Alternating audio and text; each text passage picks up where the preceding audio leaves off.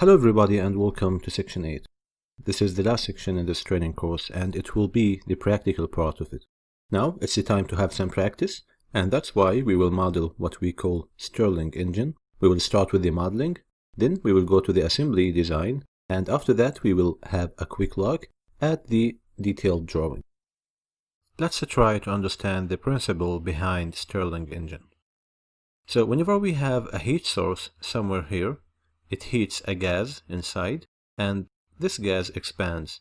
When this gas expands, it pushes this piston up, something like this. Then, when the atmosphere here is colder than the atmosphere here, this piston will go down once again, and this forms one stroke of this engine. Now, we have a heat source here, which means the gas will keep expanding, which means this piston will go up all the time, and then it contracts here on this plate, which means it will go down.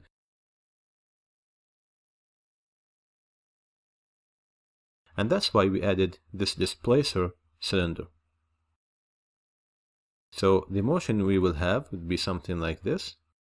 And if I turn this into transparent, here you can see the power piston.